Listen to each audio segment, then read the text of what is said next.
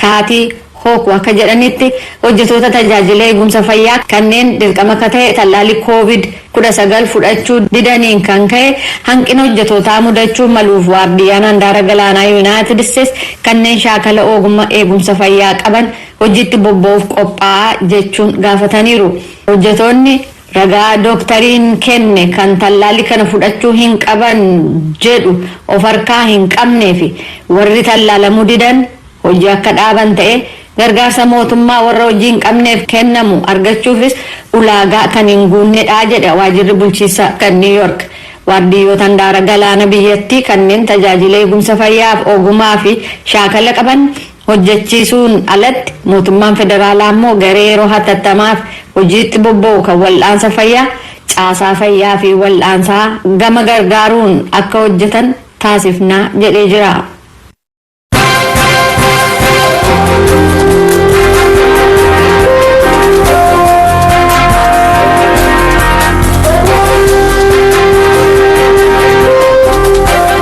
Kan hordofaa jirtan sagalee Ameerikaa sagantaa afaan Oromooti. Daawwattoota keenya amma immoo gara qophii keenya itti aanutti ceena.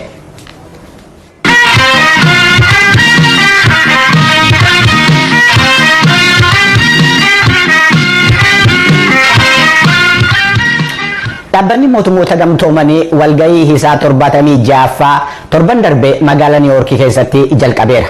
Bakka bu'oonni biyyoottan adda addaa kallattiidhaan walgahii kanarratti hirmaataniiru. Kaan immoo toora masariitiitiin hirmaatan. Itti aanaa muummee ministeeraa fi ministeerri dhimma alaa Itoophiyaa obbo Dammaqaa Mokonnin qaamaan New Yorkitti argamuudhaan haasaa taasisan keessatti waggaan darbe Itoophiyaadhaa fi bara qormaataa akka ture ibsanii hawaasni addunyaa dhimma biyya isaanii keessatti harka galfateera jechuudhaan komataniiru. Haasaa isaanii irratti hundaa'uudhaan gabaasaan keenya Salamoon Abaate qophii qindeesse qabaa tuujubeetu akka kanatti dhiyeessa. ክቡር ፕሬዝዳንት ከሁሉ አስቀድሜ የ76ኛው የተባበሩ መንግስታት ድርጅት ጠቅላላ ጉባኤ ፕሬዝዳንት ሆነው በመመረጦ እርሶንና እህት ሀገር ማልዲቭን እንኳን ደስ አላችሁ። ulfaatu pirezidaantii hunda dura gumii walii galaa katokkummaa mootummoota 76ffaaf pirezidaantii taatanii filatamuu keessaniif isiniif biyya obboleettii taate Maaldiviin baga gammaddan jechuun barbaada. Gumii walii galaa 75ffaa ga'umsaan ka geggeessan Volkaan Boskiriifis dinqisiifannaa qabuun ibsa. Itti dabalees tokkummaa mootummoota tajaajiluuf deeggarsa olaanaadhaan irra deebi'uun kan filataman Antooniyoo Guutareesiinis baga gammaddan jechuun fedha. Sadarkaa addunyaatti COVID-19 yeroo yaaddoo ta'ee jirutti biyya simattee nu keessummeessites galatan dhiyeessaa jedhan. Itti aanaa muummichi ministeeraaf ministeeriin dhimma alaa Itoophiyaa Dammaqaa Mokonnin. I would like to take a moment to applaud the scientists, engineers and everyone who Itti aanaa muummichi ministeeraa Dammaqaa Mokonnin jalqaba haasaa isaanii irratti kan isaan galateeffatan qorattoota talaallii COVID-19 hojjetaniif maandisoota keessatti argamani. Sababa loogii talaallii kan isaan ittiin jedhaniin kan ka'e biyyi isaanii kan warra kaanirraa hafe kan eeggattu waan taateef talaallii hagas hin jedhamne qofaa argachuuf dirqamuu ishee tuqaniiru. Sababa COVID-19 kan miidhame dinagdeen biyyoota guddataa jiranis deeggarsa hiika qabuuf tarkaanfii deeggarsa maallaqaa fakkaatuun furmaata argachuun akka irra jiraatu yaadachiisaniiru. Weerara kanaan addatti baafamee eegamuu yookaan fayyaa ta'uun hin danda'amu martinuu fayyaan ta'u taanaan eenyuyyuu fayyaa ta'uu hin danda'u jedhan itti aanaa muummichi ministeerichaa. Obbo Dammaqaan itti aansuudhaan jijjiiramni qilleensaa hawaasaalee qonnaaf horsiisanii buluun jiraataniif rakkoo hamaa ta'u ibsaniiru. The impact of climate change are destroying Dhiibbaan jijjiirama qilleensaa lafa qonnaaf lubbu qabeeyyii balleessuudhaan qulqullina sirna midhaan nyaataaf baay'inaaf qulqullina oomishaawwaniif sharafa alaa argamsiisan jeeqaa jiraachuullee yaadachiisaniiru. Kanaaf jedhan obbo Dammaqaan gumiin dhimma haala qilleensaa 26ffaan ittaan misooma magariisaa fi bosonaa babal'isuu akkasumas qabeenya uumamaa haareessuu kan dandeessisu deeggarsi maallaqaa haala ittiin argamuu danda'u mijeessa abdiin jedhu jiraachuusaa ibsaniiru. Taansuudhaanis sirni addunyaa seeraan hoogganamu kan barbaachisummaa aantummaa lammummaallee tuqaniiru. Ethiopia has always been steadfast in its Itoophiyaan waaltaaleen qaama hunda ofitti hammatee akka jiraatu deeggarsa cimaa gochaa turte jedhan gara waaltaa qaama hunda hirmaachiseetti deebi'uuf ibsa jiru Itoophiyaan ka deeggartu ta'uu isheef haala dantaa waliiniif kabajaarratti hundaa'in abbaa biyyummaa qixxummaa inni kaan dhimma sakaanii gidduu seenuu dhiisu safuun bu'uura walta'iinsaa ammayyuu akkaan barbaachisaa ta'uu dubbataniiru. Ittaanaa muummichi ministeerichaa taansuudhaan biyyi isaanii waggoota 3 dura dimokiraasii mirga namaa eegsisuu misoomaaf sabatiinsa naannoo fiduuf jijjiirama kaayyeeffatetti seenuu ishee gareewwan ilaalcha siyaasaaf kabroo adda ta'e qaban akka mari'ataniif daandii saaquu isheellee ibsaniiru. Haa ta'u malee jijjiiramichi qormaatarraa bilisa ta'ee geggeeffamuu akka hin dandeenye tuqanii humnoonni sabatiinsi akka hin jiraanne taasisan ittiin jedhaniin lammiiwwan irratti yakka ibsamuu hin danda'amne raawwatamuusaa jeeqamaaf manca'uun qabeenyaa ga'uusaaf dhumarrattis waraana biyya isaanii irratti haleellaan raawwatamuusaa dubbatan. Mootummaan rakkoo namoomaaf deebii kennuuf yaalaa innaa turetti gochaalee dararaa uummata ammeessan gareeleen burjaajii uuman ittiin jedhan raawwachuu isaanii dubbatanii ololli faallaa ta'e garuu kan isaan rifaasise ta'uu tuqaniiru. The criminal enterprise and its enablers. Gareen akkamaaf kan isa jajjabeessan uummata keenya irra dararaan ga'aa jiru akka waan hin ga'initti olola sirrii hin taane uumanii afarsan jedhan. Mootummaan Itoophiyaa haala namoomaa fooyyessuuf yaalii inni gochaa jiru sababaa namoomaaf jecha dhukaasa dhaabuunsaa qorannaan akka gaggeeffamu gochuunsaaf tarkaanfii itti gaafatamummaa fudhachuunsaa olola jiru gadi hin qabne jedhan. At this stage, we are nearly convinced. Sadarkaa amma jiru irratti gargaarsi namoomaa galma siyaasaa galmaan ga'uuf itti fayyadamuu jalqabuusaa amanuu irra geenyee jirra. Tarkaanfiin adabaa fudhatamu rakkoo Itoophiyaa hin furu jedhan. Despite the undue pressure, we shall live. Dhiibbaan ta'uu hin malle nurratti raawwataa jiraatus abbaa biyyummaa Itoophiyaa tokkummaa qabiyyeessee fi tokkummaa siyaasaa eegsisuuf dirqama cimaa qabnu ni baana jedhan. Rakkoon amma jiru Itoophiyaa irra qofaa utuu hin taane naannoo jiran martinuu gocha garee sanaan balaaf saaxilamaniiru jedhaniiru. Mari'achuun yeroo mara filmaata Itoophiyaa akka duraati akka jedhan ittaanaa muummeen ministeeraa Dammaqa Mokonnin gamtaa Afrikaaf itti gaafatamaa olaanaa dhimma gaanfa Afrikaa waliin ta'uudhaan marii biyyoolessaa Itoophiyaan dursametti seenuuf mootummaan isaanii qophee ta'uu dubbataniiru. Loogii malee namummaa irratti hundaa'uudhaan walaba ta'anii akkasumas seera biyyattii eeguun kanneen hojjetan dhaabolee gargaarsaa deeggaruuf mootummaan isaanii murannoo kan qabu ta'uu beeksisanii jiran. Gama biraan biyyi isaanii nagaa naannoof kan addunyaa akka eegamu cicha qabdu kan eegdu ta'uu dubbatanii loltoonni ishee Abiyyeef Daarfur keessatti bobba'anii jiran dirqama isaanii ga'umsaan xumuruu isaanii ibsaniiru. Falmiin daangaa Sudaan waliin jiru akka furamuuf Itoophiyaan furmaata dippiloomaasummaa gama lamaanii akka dhiyeessitu ittaanaa muummichi ministeerichaa dubbataniiru. Waggaan darbe Itoophiyaadhaaf kan qormaataa qofa otoo hin ta'in kan milkaa'innis itti galmeeffame ta'uu ka tuqan obbo Dammaqan biyyi isaanii filannoo milkaa'inaan xumuruu ishee akka isa tokkotti tuqanii jiran. Hidhi laga Abbayyaa marsaa lammataaf bishaaniin guutuun milkaa'ina kabroo ta'uu haasaa isaanii keessatti ibsaniiru. Bishaan ofii keenyaarraa dhuguu keenyaan qeeqamaa jiraachuun keenya nama ajaa'iba ka jedhan ittaanaa muummichi ministeerichaa Abbayyaaf hidha laga sanaa gama laaleen walta'iinsi dhugaa ogumaaf haqarratti hundaa'e ni jiraata amantii jedhu qabaachuu isaaniillee dubbataniiru. The generational desire to use our natural resource will not. Qabeenya uumama keenya fayyadamuudhaaf fedhii keenya dhalootaa dhalootatti darbaa dhufe dhaala gita bittaaf hundumaa ofii qabachuu isa jedhuun kan danqamu miti jedhan ittaanaa muummichi ministeerichaa. Araarteessonni keenya adeemsa Afrikaan hooganamu keessatti ba'ii martinuun keenya warra injifatan itti ta'an ni qophaa'a jennee amanna jedhan. Gama biraatiin viidiyoo dursamee waraabameen ergaa isaanii gumee walii galaa sanaaf kaleessa kan dhiyeessan muummichi ministeeraa Sudaan Abdallaa Hamdook hidhi laga Abbayyaa miidhaa nurra geessisa yaaddoo jedhu qabaachuu isaanii ibsanii hojii hidha sanaa qaama tokko qofaan bishaaniin guutamuu isa jedhu qeeqaniiru. Dhaaboliin naannoo gamtaa Afrikaa fi kan IGAD fakkaatan yaalii gochaa jiran illee galateeffataniiru. Ajjechaa jabaa humnaan gudeeddiif qeerraa buqqisuu dabalatee dhiittaan mirga namaa hamaan loltoota Itoophiyaa, Eertiraa akkasumas milishaaf humna addaa naannoo Amaaraan Tigraay keessatti raawwatame yakkawwan jedhaman jaarmoliin mirga namaa akka sadarkaa addunyaaf qaamota adda addaan dhiyaataa turus mootummaan Itoophiyaa yakkawwan sana sadarkaa olaanaadhaan innaa halu kun isa jalqabaati. Ministeerri dhimma alaa Yuunaayitid Isteets kana dura walitti bu'iinsaaf wal waraansa Tigraay keessa jiruun wal qabate ajaja humna waraanaa waliigalaa Eertiraarra uggura kan kaa'e yoo ta'u aangoota Itoophiyaa Eertiraaf aangoota naannoo Amaaraa irratti kana dura uggura kaa'uun ni yaadatama. Pireezidaantii Joo Baayidenis torbee ajaja sadarkaa olaanaa baasaniin kanneen rakkoo sana hammeessuu danda'an jedhanirra uggura haaraa kaa'uu aangoo dandeessisu ministeera maallaqaa akka biyya isaaniif kennanii jiru. Ibsatti dabalaa argachuuf ittaanaa muummicha ministeeraaf ministirii dhimma alaa Itoophiyaa Dammaqa Mokonniin arginee dubbisuuf yaalii gochaa jirra jechuudhaan Solomon Abaata Niiwuork irraa gabaaseera.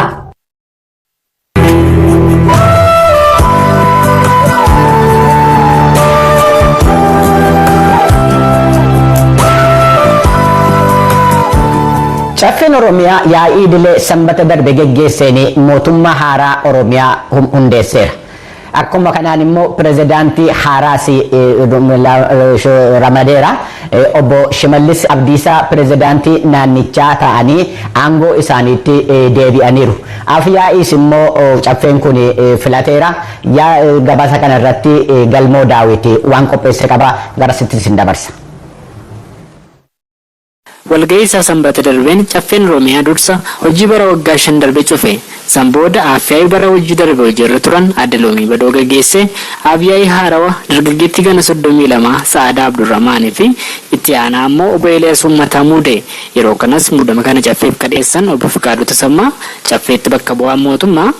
Muudama ammaa keessatti dargaggeeyyii fi warri buleeyyiin muuxannoo qaban wal faana muudamaniiru jedhan. Aadde Sa'aadaanis sagalee caalmaa 453 argatuun afyaa'ii mootummaa naannoo ta'uun muudamtee jirti. Uummata Oromoo aadaa fi seenaa boonsaa qabu kanaaf sabaa fi sablammoota naannoo keenya keessatti jiraatan biroo tajaajiluudhaaf filamuun carraa fi ulfina guddaa waan ta'eef caffee kabajamaa kana galateeffachaa gammachuu guddaa natti dhagahame ibsuun barbaada. Sanboodas caffeen raawwii fi dandeettii isaanii ilaaluudhaan muudamuu qabu jedhee pirezidaantii naannoo Oromiyaa ammaa Obbo Shimallis Abdiisaa ammas gadaa dhufuuf pirezidaantii mootummaa naannoo Oromiyaa akka ta'an muudee jira. Kaadhimummaa Obbo Shimallis kadheessan Obbo Fiqaaduu turan. Obbo Shimallis Abdiisaa hooggansa dhaloota haaraa keessaa kan dhufan uummata isaanii kan jaalatan waan xinnaa osoo hin taane waan gurguddaa karoorsuu raawwachuu hooggansa akkasii nama kennanii fi kwaalitii akkasii kan qaban laaffin uummata Oromoo hundeerraa akka deebi'uuf Oromummaan bakkatti akka deebi'uuf jechaan osoo hin taane halkaniif guyyaa yaada isaanii beekumsa isaanii dandeettii isaanii kanarra kan oolchan naannoo keenya keessattis hooggansa dhaloota haaraa argaman qabatamatti gochaan mirkaneessa waan ta'eef hojiiwwan gurguddoo amma karoorfatanis galmaan ga'uudhaaf ga'umsaaf dandeettii hin qaba jedhee paartiin keenya pirezidaantummaaf dhiyeessee jira. Sanboodas pirezidaantii Shimallis caffee faasaa taasisan irratti milkaa'ina filannoo biyyaalessaa ja'affaaf jiraattota naannoo Oromiyaa galateeffatanii jiran. Kabajamaa afyaa'ii kabajamtoota miseensota caffee mootummaa haaraa ijaaramu kun ergamoota gurguddootu fuuldura isaa jira. Gama tokkoon hirmaannaa hawaasa keenyaatiin rakkoo nageenyaa akka naannoo keenyatti jiru hiikuuf qabsaa'aa birmadummaa biyya keenyaa sadarkaa olaanaan kabachiisuuf humnoota shororkeessitoota TPLF fi Shanee dhabamsiisuudhaan abjuu diinota keenyaa fashaleessuun nageenya amansiisaa mirkaneessuu irraa eegama.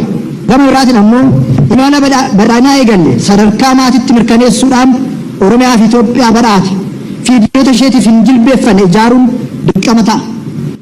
Itti aansees pirezidaantii Shimallis miseensa kaabinee isaanii namoota 32 dhiyeessan. Achiis ittaanaa isaanii Obbo Awwal Abduu akka muudamanii fi caffeef kaadhimanii dhiyeessanii caffee raggaasiseefii jira. Gidduu kanatti garuu Obbo Taayyee Danda'aa dabalatee miseensonni kaan adeemsi caffeen ittiin kaabinotaa fi afyaa'ii muude sirrii miti jechuun mormii kaasanii turan. Caffeetti bakka buutuun godina Gujii Lixaasii muudamni kun kan godina Maras haammate miti jechaan komii dhageessanii turan. Kanaaf deebii kennan caffee Oromiyaatti bakka bu'aa mootummaa naannoo Oromiyaa Obbo Fiqaaduu Tasammaa komii adeemsaa irratti muudamni marti miseensota koree giddu galeessaa paartiin gaggeeffamu sunis seera ta'uu kan muudama namoota godinaalee mararraa hin haammanne jedhuuf ammoo namoonni muudaman yoo aangoo naannoof muudamanii godina isaanii qofaaf odoo hin taane jiraattota naannoo guutuuf hojjetu jedhan. Kana malees muudama aangoo sadarkaa biyyaalessaatti taasifamuufis namoonni qabaman waan jiraniif kun ta'ee jedhan Obbo Fiqaaduun. Pirezidaantii Shimallis aboo torbee darbe kana miseensota kaabinee fedhaniin Angawaa adda bilisummaa Oromoo Obbo Araarsoo Biqilaa hoogganaa biiroo waajjira hojjetaa fi hawaasummaa Oromiyaa taasisuun muudanii jiran. Adda Addunyaa Ahmadiin hooggantuu abbaa alangaa mootummaa, obbo Gazzaalee Abbaasimal hoogganaa mana murtii waliigalaa Oromiyaa, obbo Tafarii Wandaafraa hoogganaa waajjira odiitii muummichaa Oromiyaa akkasumas obbo Hussein Osman koomishinara farra malaamaltummaa Oromiyaa taasisuun mudee caffee walga'ii isaa waggaa 6ffaa kan bara hojii jalqabaa xumuree jira. Gabaasa Sagalee Ameerikaaf Galmuu Daawit Adama.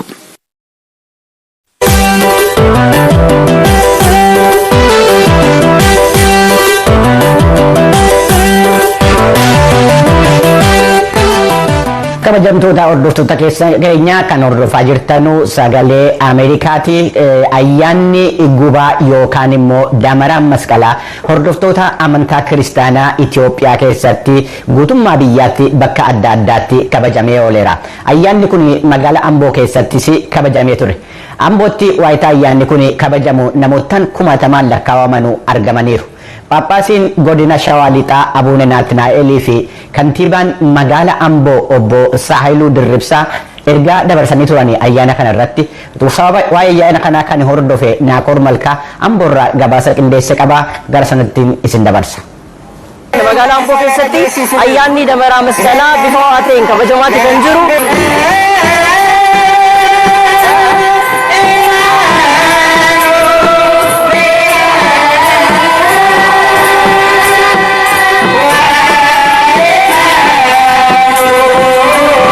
Dirree masqalaa magaalaa Amboo kanatti wayita ayyaanni damaraa yookaan gubaa masqalaa kabajamu hordoftootni amantaa Ortodoksii Tawaahidoo Itoophiyaa fi kanneen biroo argamanii jiru. Paappaasiin godina Shawaa Lixaa Abuune Naatnaa'el sababa itti ayyaanicha ayyaaneffatamuuf ibsanii jiru.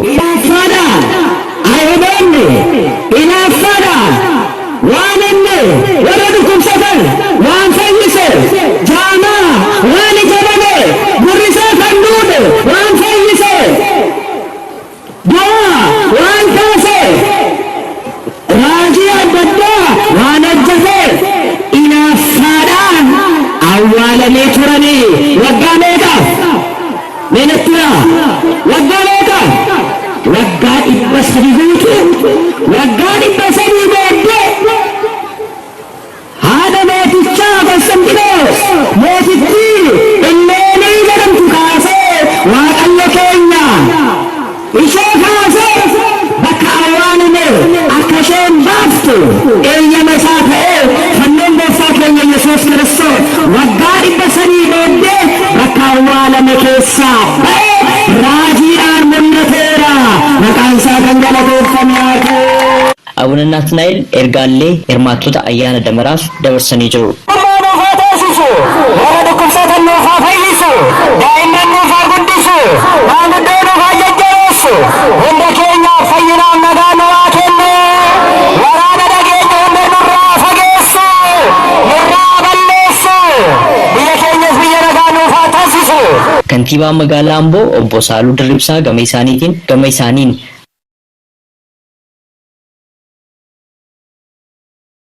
ayyaana masqalaa kana haaluma jedhameen isinuu beektu waan ta'eef kan nu bukkeedha waan nyaatu dhabu haadhaaf abbaan rakkate kan dhukkubsate warra rakkate warra daari gargaaruudhaan wal yaadachuudhaan tokkummaa keenya cimsuudhaan diinonni akka biyyi keenya nagaan taane masqalli keenya nagaan taane isa kanas ofirraa tiksaa hordofaa gochaan deemna waan ta'eef ayyaana masqalaa ayyaantuuta arga jedhanii waan nu qaqqabsiise dukkanaa fi gannaa keessaa baanee boqaa biraatti dhufne daamaraat oofkallee irraa gubaatii oofkallee akka nagaan galluun jedha. Hirmaattotni ayyaanichaa dirree masqalaa turan haala ayyaanichaa ilaalchisee waan jedhan qabu.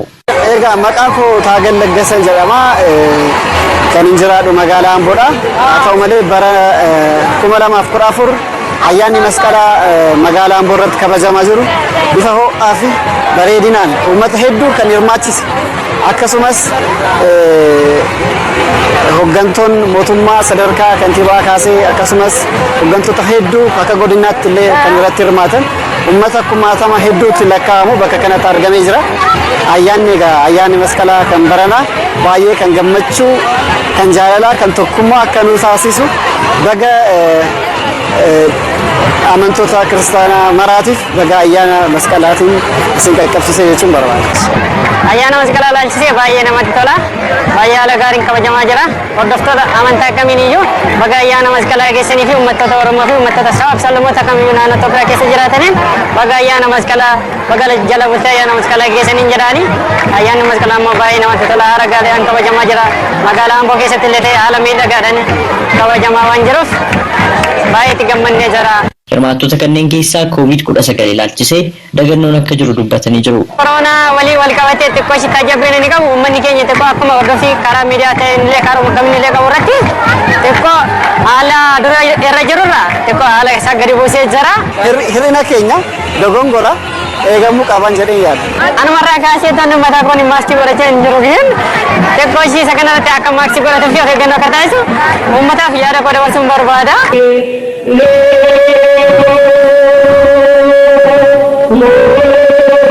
Guyyaan ayyaana damaraa kan bara 2014 bifa dammaqina qabuun kan inni kabajamee jiru jechuudha. Akkuma dudduuba kootti ilaaltan yeroo ammaa kana ifaan yookaan gucni damaraa qabsiifameeti kan jiru abbootii amantiidhaan akkuma argitan eeggannoo kooronaarraan kan hafe ayyaanichi bifa dammaqina qabuun kan inni kabajamee jiru jechuudha. Naakoor Malkaa Sagalee Ameerikaaf Amboorraa.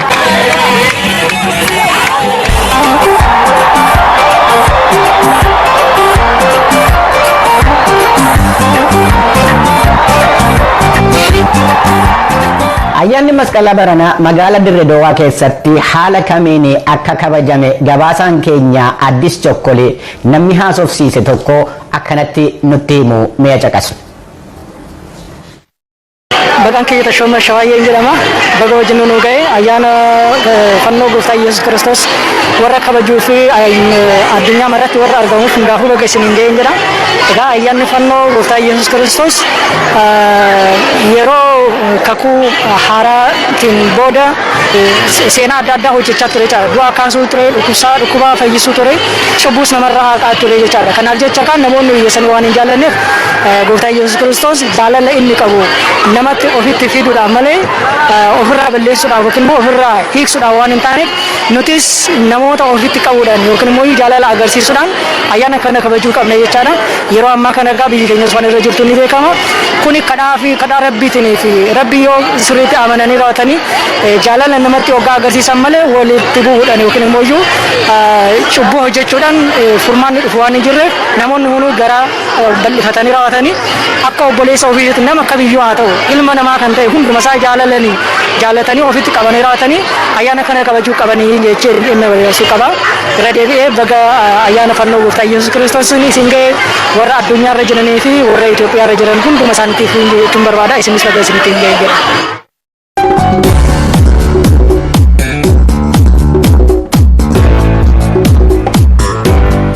Hordoftoota keenya ayyaanni masqalaa baranaa Tigraay keessatti addabaabaayii irratti akka kanaan duraatti hin kabajamee hin oolle jedha gabaasni Mulugeetaa Atsabaa Maqaleerraa nuuf qindeesse.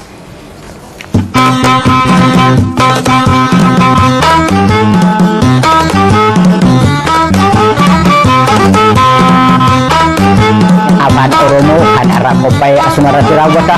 Waan nuti turtanii fi isin galateeffadhaa sagantaa boriitiin immoo amma walitti deebi'uutti.